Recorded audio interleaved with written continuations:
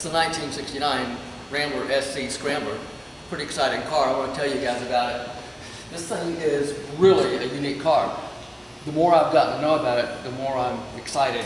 This is truly a cool car. If you were out street racing in 1969 or 70, this was a beast.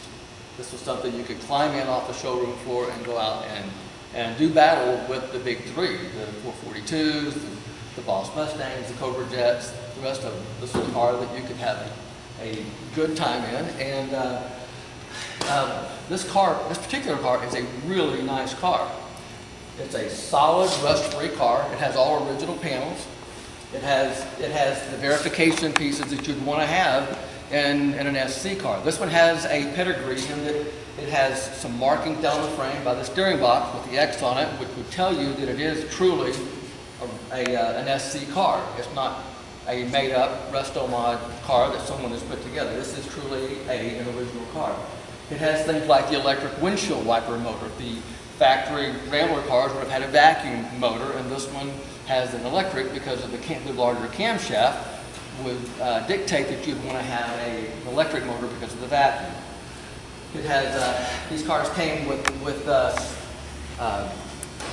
390, 315 horsepower motor, and the Borg-Warner T10 4-speed, which is a great transmission.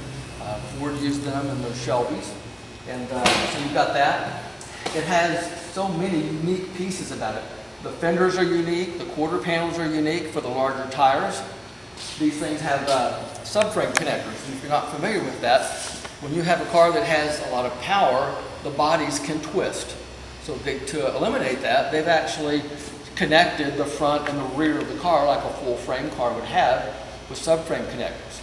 It has, in addition to that, it has the ram air up here on the hood. It has the ram air, and the camshaft is larger. It has a better crankshaft. It has better rods. It has forged pistons inside it.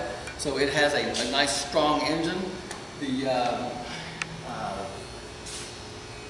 On the underside of the car, in the area of suspension, these things come with traction bars with a controlled traction bar links. They came with Gabriel Strider shocks. They came with staggered shocks as well. So, and that helps you keep your traction. The staggered shocks have one shock on the front of the axle and one on the back. It allows you to, when the power is put to the rear axle, it gives it stability. So it has a bunch of performance things in that realm. In terms of enhanced decoration, it has 390 badges. It has the Rambler Scrambler badges. It's got the scoop. It's got the 390 insignia on the hood. It has the Hurst mirrors on the side of it, and it came with the Magnum 500 wheels. The signature blue center is how these cars came.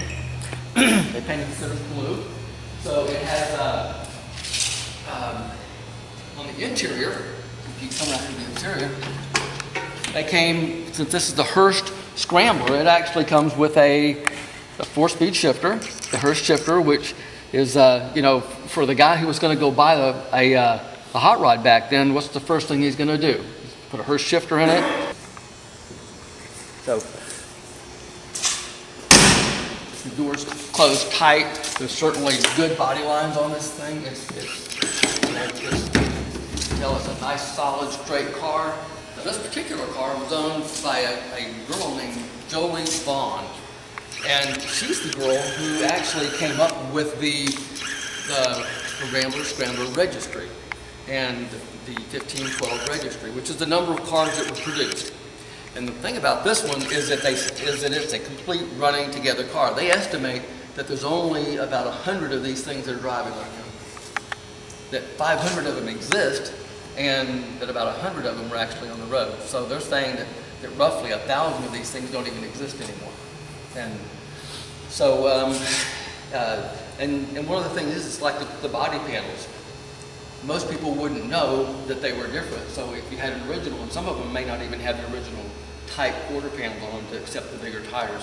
It's been, the girl that owned it, she had it for almost 20 years that she had it, and she drove it as a daily driver, and she built a good fast motor in it. She had a good time with it, and got just motivated by the historical significance of the cars, that it was a unique piece that was kind of being overstepped by some of the big three cars, when this is a jewel sitting there in the closet that we really needed to pull out and look at.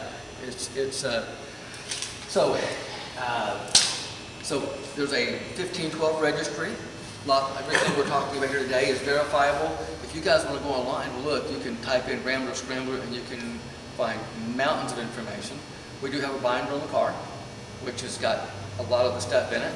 And It's got the story of this car in it. yeah, stories about this car. And the car is fairly basic in that it's the bucket seats. But one of the things they did do for it was they put the striped headrest to go around with this A scheme, what they call the A scheme paint job. So they had an A and a B.